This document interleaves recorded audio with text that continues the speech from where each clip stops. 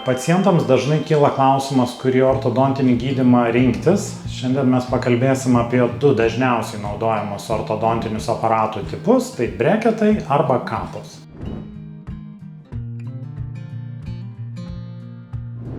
Tai yra tas pats ortodontinis gydymas atliekamas skirtingomis priemonėmis.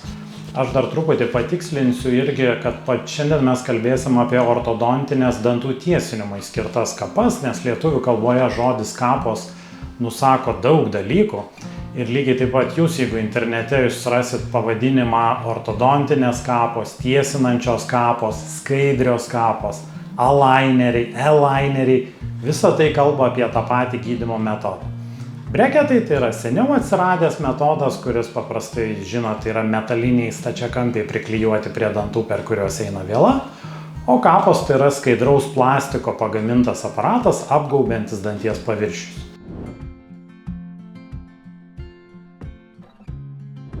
Breketai atsirado gerokai anksčiau. Pagrindinis pliusas, ko gero dabar, kai lyginame su kapomis, tai yra tai, kad jie yra priklijuoti prie dantų ir pacientas pats negali jų nusimti. Bet kartu tai yra ir minusas, nes reiškia visada 24 valandas paroje jūs būnate su breketais. Tai reiškia, atsiranda tam tikri dietos apribojimai, kad žmogus nenulaužtų breketų, mes patariam, ar gal sakykime labiau liepiam vengti tam tikro kieto maisto.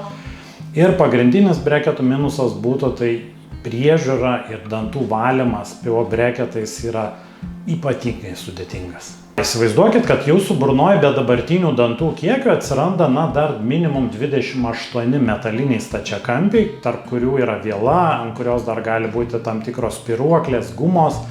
Paprastas dantų šepetėlis, jeigu jis ir šiaip sunkiai pasiekia tarpdančius ir mes turim naudoti kažką papildomo, su breketais valymas yra užtrunkantis daug ilgiau. Be paprasto šepetėlio būtinas vieno danties šepetėlis. Būtina labai gera tarpdančių priežiūra. Mes dabar atsirado toks dalykas kaip irigatoriai, kurie irgi labai pasiteisina nešiojant breketus. Ir dar vienas sudėtingas dalykas, kad jeigu kapas nešiojant valgio metu jis jas nusiima, tai reiškia maistas, jisai su dantimis reaguoja taip, kaip ir neturint jokio ortodontinio gydymo ir seilės dantis gali lengviau nuplauti. Su breketais dėja, bet po kiekvieno maisto praktiškai reikia išsivalyti dantis.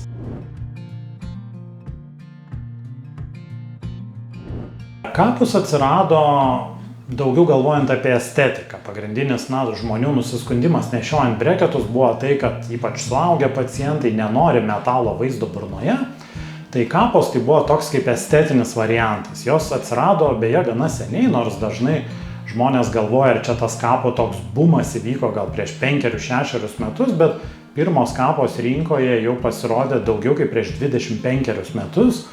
Ir tikslas buvo, kad matytus mažiau. Ką mes paskui pastebėjome su kapomis ir kas man galbūt yra dar didesnis kapo pliusas lyginant su breketais, tai yra tai, kaip aš sakiau, kad ir valgio metu, ir valantis dantis pacientas gali jas nusiimti ir dantų priežiūra nešiojant kapas, jinai praktiškai nieko nesiskiria žmogui, kaip ir neturint jokio ortodontinio aparato burnoje.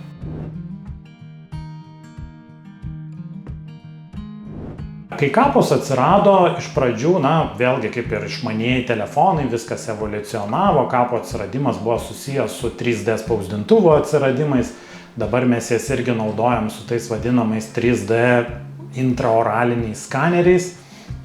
Iš pradžių gal tai buvo labiau lengviem ir dabar gal dar yra toks gajus mitas, kad kapos skirtos lengvesniems atvejams, paprastiems pacientams gydyti, bet šiuolaikinių gamintojų kapos iš principo gali gydyti beveik bet kokias ortodontinės anomalijas.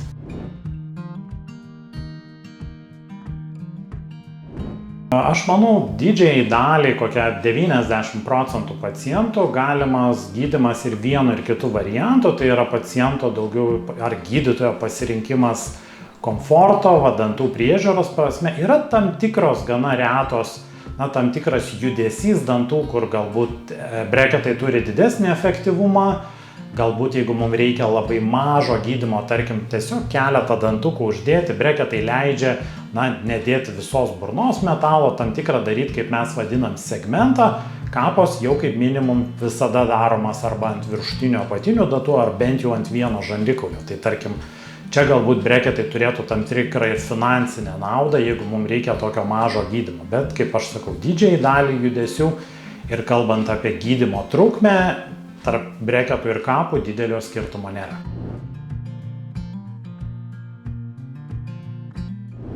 Kai atsirado pačios pirmosios kapos, aš tai dariau jau per pirmąją savo gydymą prieš maždaug 20 metų, mes turėjom tik vieną gamintoją, jis turėjo monopolį tai technologijai ir skirtumas tarp gydymo breketais ir kapomis buvo maždaug 3 kartai. Kapos buvo maždaug 3 kartus brangesnės negu breketai, bet paskui tam tikri patentai pasibaigė ir dabar mes turim konkurenciją, yra įvairūs gamintojai, kurie daro kapas. Ir šiuo metu gydymo kaina yra, galbūt kapos nežymiai yra brangesnės negu breketai, bet tai yra 10–20% ribose. Dabar jau tokio didelio kainų skirtumo nebėra.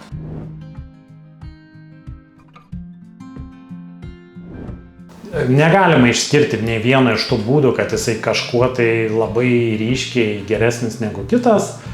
Galvokite labiau apie kapas, jeigu jūs manot, kad esate atsakingas ir jums pavyks išnešioti kapas sąžiningai, nes pagrindinė problema, kurią mes matome gydantis kapomis, tai pacientams sunkiai pavyksta su jomis išbūti 22 valandas paroje. Jeigu tai pavyks, iš tiesų kapos turi daug lengvesnį dantų valymąsi, matosi mažiau ir jau nebėra tokios brangios, kaip buvo anksčiau. Breketų situacija, ko gero, būtų labiau tinkama žmogui, kuris galvoja, kad jam nepavyks savęs kontroliuoti ir išbūti pakankamai laiką, nes breketų jūs pats nenusimsit, bet turėkit galvoje, kad su breketais dantų valymas bus daug sudėtingesnis ir jūs užtruksit daug daugiau laiko.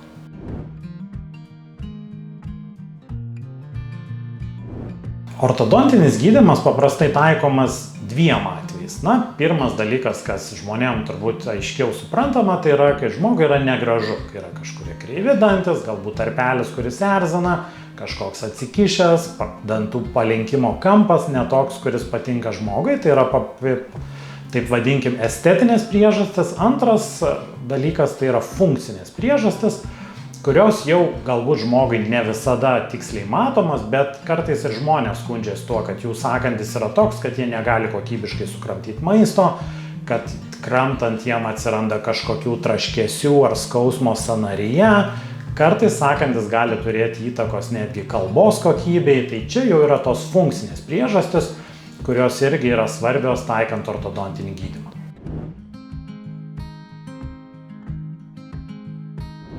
Dažniausiai mes sakom, ir tai lengviau atsiminti tėvams, kad pirmas kartas pas ortodontą maždaug turi būti prieš einant į mokyklą vaikui. Tada yra tokia didesnė medicininė apžiūra, kaip prieš einant į 1 klasę vaikas eina pas įvairius gydytojus ir mes rekomenduojam tuo metu apsilankyti pas ortodontą.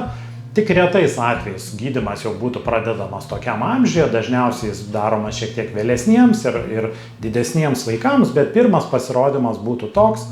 Tai būna išskirtinių atvejų, kai gydymas daromas ir mažesniems vaikams, bet tokiu atveju paprastai gydytojas odontologas, pas kurį jūs kreipiatės dėl profilaktikos, dėl silantų, kažkokių tokių dalykų, jisai jau nukreips jūs pas ortodontą.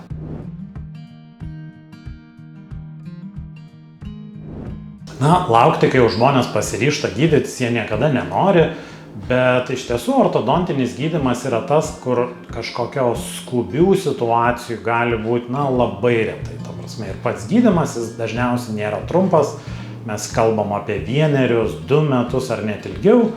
Tai iš tiesų aš sunkiai įsivaizduoju situacijas, kur ortodontinio gydymo reikėtų čia ir dabar. Dažniausiai tai yra vadinamas planinis gydymas, kai mes susiplanuojam ir tikrai 2–3 mėnesiai laukimo jums nepakenks. Mano patarimas, kad jeigu jūs matot, kad kai fotografuojatės, o žmonės dabar fotografuojasi daug daugiau negu galbūt prieš kažkiek tai metų, ir jūs stengiatės nesišypsoti, tai mano nuomonė yra ženklas, kad jums reikia ateiti pas ortodontą. Taip pat, jeigu jūs jaučiat, kad galbūt viena pusė kramtymas yra patogesnis negu kita, tai irgi antras būtų ženklas, o šiaip mes labai dažnai turim pacientus, kuriuos mums atsiunčia gydytojai odontologai. Tai reiškia, Jeigu jūs kreipiatės pas savo gydytoją tiesiog keičiant plombą, ar kai jums skauda dantį, gydytojas odontologas pasižiūri dažniausiai ne tik į tą mažą problemą skylutės, bet jeigu jis mato, kad jūsų sąkandį yra kažkokių problemų, kurios estetiškai jums yra nematomas, bet gali dantis dilti greičiau, jums gali pradėti skaudėti ar traškėti sąnarys, tai gali turėti įtakos netgi miego kokybei, tai tokiu atveju jie jums rekomenduos vizitą pas gydytoją ortodontą.